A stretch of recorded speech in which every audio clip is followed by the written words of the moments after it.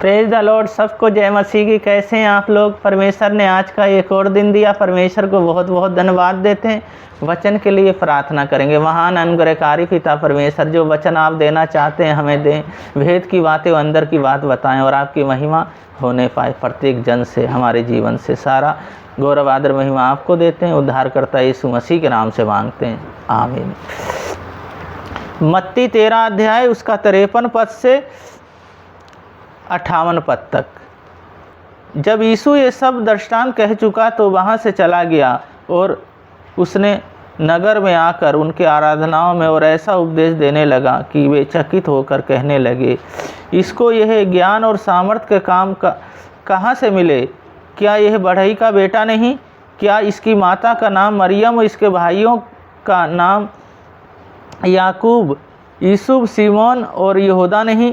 और क्या इसकी सब बहनें हमारे बीच में नहीं रहती? फिर इसको यह सब कहाँ से मिला? इस प्रकार उन्होंने उसके कारण ठोकर खाई। पर यीशु ने उनसे कहा, भविष्यद्वक्ताओं को अपने देश और अपने घर को छोड़ और कहीं निरादर नहीं होता। और उससे वह अविश्वास के कारण बहुत से सामर्थ्य के काम नहीं किए। तो इस वचन को पढ़े जाने को परमेश्वर आशीष दें। यीशु चाहते हैं सब मुझे जाने, सब मुझे जाने।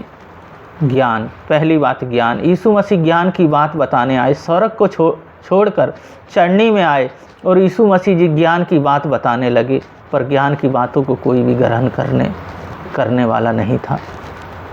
जो उनके चेले थे, जो उनके अनुयायी थे, उन्होंने उसे ग्रहण किया।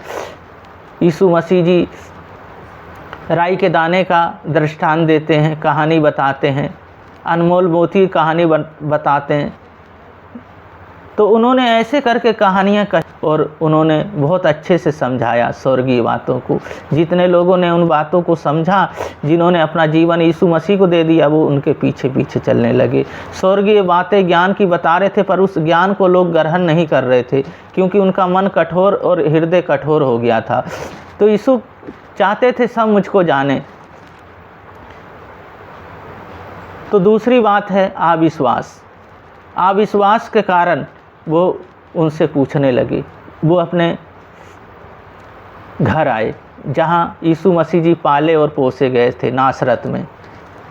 नासरत में पाले पोसे गए थे, बेतलहम में उनका जन्म हुआ था। जब अपने नगर में आए तो उनके आराधनालयों में उपदेश देने लगे।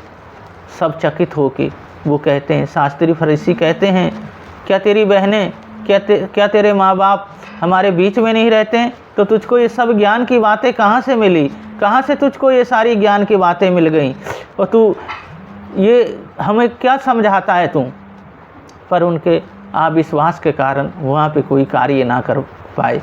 हम यहाँ देखते हैं तीसरी बात, चमत्कार हुआ। वो चमत्कार बहुत करना चाहते थे, चमत्कार वहाँ पे करना चाहते थे। जिस तरह यीशु मसीह ने लंगड़ों को चलाया, गूंगे बोलने लगे, बहरे सुनने लगे और अंधे देखने लगे। वो चमत्कार करते हैं, पर जो कोई उन पे विश्वास कर लेता वो चमत्कार करता। उनके अविश्वास के कारण वहाँ पे कोई कार्य ना हो पाया। तो इसलिए यीशु मसीह कहते हैं, कोई भी भविष्यद्वक्ता अपने देश में और अपने नगर में वो आदर नहीं पा सकता। तो हम यहाँ देखते हैं यीशु मसीह उनके जीवन में कार्य करना तो चाहते थे, पर उनका विश्वास नहीं था। पर हमें क्या करना? अपना विश्वास यीशु मसीह पे सौंप देना, अपने जीवन को यीशु मसीह पे सौंप देना है। चाहे कैसी भयंकर बीमारियां हो, चाहे कोई भी समस्या हो, यीशु मसीह उन सब समस्याओं को दूर करेंगे। अपने जीवन को हम जब उन्हें सौंप देंगे, हर दिक्कत, हर बीमारी से हमें वो छुड़ाएंगे। इसी तरह हम उस पर विश्वास करें और उनके हम अनुयायी बन जाएं और हम उन पर विश्वास करने वाले बन जाएं। प्रार्थना करेंगे, अपने हाथ स्थानों पे रख लें जहाँ पे भी कोई बीमारी है, दर्द है, अभी यीशु मसीह छुएंगे, चंगा करेंगे।